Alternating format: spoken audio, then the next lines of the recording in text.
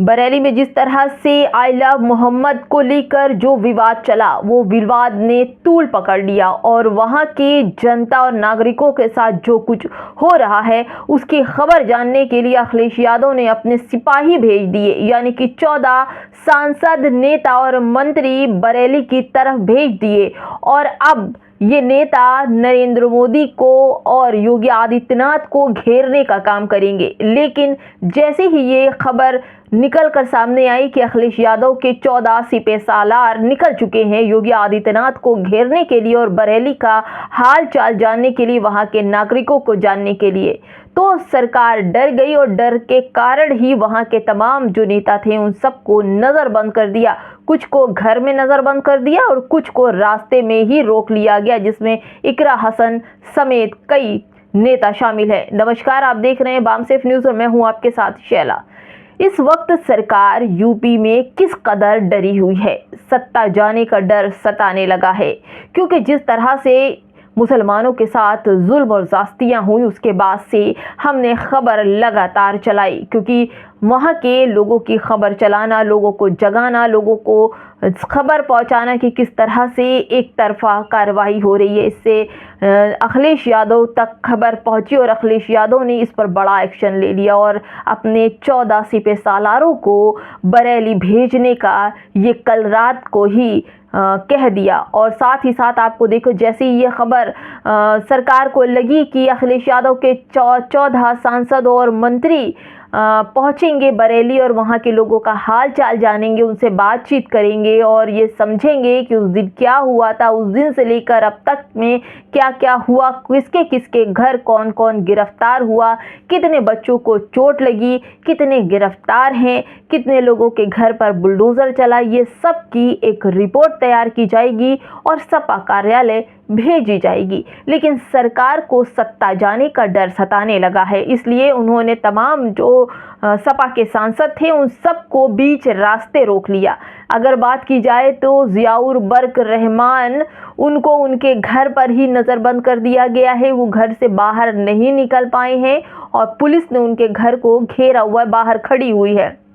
दूसरी बात आपको बता दें कि इकरा हसन निकल चुकी थी बरेली जाने के लिए अपने तमाम सांसदों और मंत्रियों के साथ, और जब वो संभल के रास्ते पहुंची तो वहां पर उनको रोक लिया गया और डिटेन किया गया और उन्हें आगे बढ़ने नहीं दिया गया, जिस पर इकरा हसन का कहना है कि ये लाइव टीवी की खबर है दोस्तों, द लाइव टीवी की। इसमें लिखा है कि सपा सांसद इकरा हसन ने कहा कि आई लव मोहम्मद लिखने पर आपत्ति जताई जा रही है, जबकि यूपी में आघोषित इमरजेंसी जैसी स्थिति है।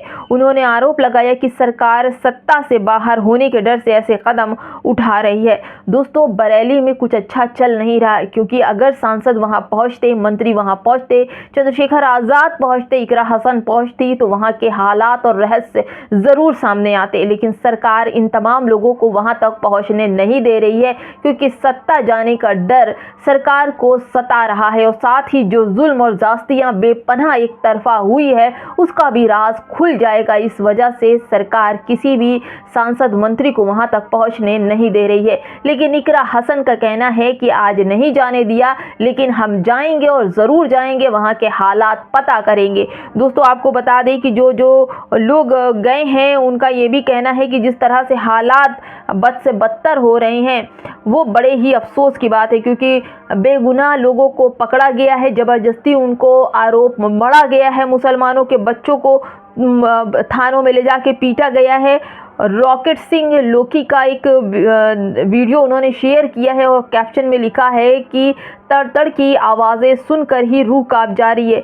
यहाँ कुर्ता पजामा पहने हुए ये बच्चे दिखाई पड़ रहे हैं और इन बच्चों पर बेइंतहा लाठी का वार दिया जा रहा, और ये वहाँ की यूपी पुलिस थानों में इन बच्चों का हाल है कि तड़ा आवाज़ें आ रही हैं। नॉन मुस्लिम होने के बाद भी रॉकी सिंह को इसका दर्द समझ में आता और उन्होंने इस वीडियो को वायरल भी किया और ये कहा कि सुनकर रूह कांप जाती है। दोस्तों, समाजवादी नेता ही हैं अबू विधायक आसिम आज़मी ने उत्तर प्रदेश की योगी सरकार पर गंभीर आरोप लगाए। उन्होंने कहा कि बरेली के विपक्ष को जाने से रोका जा रहा है। उत्तर प्रदेश में सरकार नहीं बल्कि एक गुंडों का समूह चल रहा है।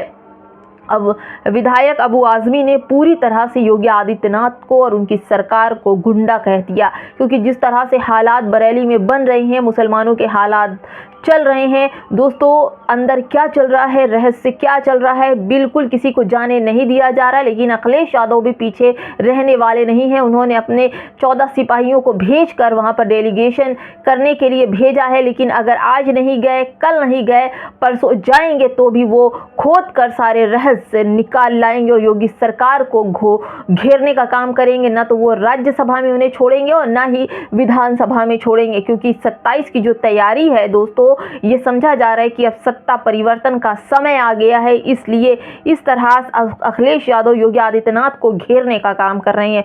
दोस्तों आपको बता दें कि इन्हीं सब मामलों में जो विधायक और सांसद वहां तक पहुंच रहे थे, उनको हर जगह अलग अलग जगह से जो सपा सांसद थे वो बरेली जा रहे थे, यानी कि कोई संभल से था, कोई सहारनपुर से था, कोई कहीं से था, कोई कहीं से था। जहां जहां उनके सांसदी थी, अपने अपने घर से वो निकल रहे थे, वहां वहां आगे आगे रास्ते में उनको रोका गया है, उनको आगे बढ़ने नहीं दिया जा रहा है, उनको हर तरह से रोक दिया गया है, क्योंकि जो सत्ता है जो इस यूपी के अंदर है, जो अपना काम कर रही है और धीरे धीरे मुसलमानों पर जिस तरह से आरोप, जो जैसे उनकी तस्वीरें, जो पिटाई का माहौल है दोस्तों, उनके घर को तोड़ा जा रहा है, जिस तरह से ज़बरदस्ती उन पर जुल्म और ज़्यादतियाँ की जा रही, उनका कसूर क्या था? उनके हाथ में आई लव मोहम्मद की तख्तियाँ थी, ये कसूर था दोस्तों? जो लोग आई लव महादेव, अपने आराध्य से मोहब्बत करते हैं, क्या उनके लिए लाठी डंडा है? जो लोग अपने सीनों पर आई लव मोदी और मुसलमानों का बहिष्कार की तख्तियाँ और रैलियाँ कर बाहर निकले, क्या उनके पीछे भी डंडे बरसेंगे? ये तो आने वाला समय बताएगा। लेकिन तानाशाही सरकार की चल रही है, और जैसे कि इकरा हसन ने कहा कि आने वाला समय योगी आदित्यनाथ को छोड़ेगा नहीं और सरकार सत्ता से बाहर होने का उसे डर सता रहा है। क्या ये डर सही है? हमें कमेंट बॉक्स में जरूर बताइएगा। बाम सेफ न्यूज को बचाने के लिए 200 रुपया देकर आर्थिक तौर पर सहायता प्रदान कीजिए।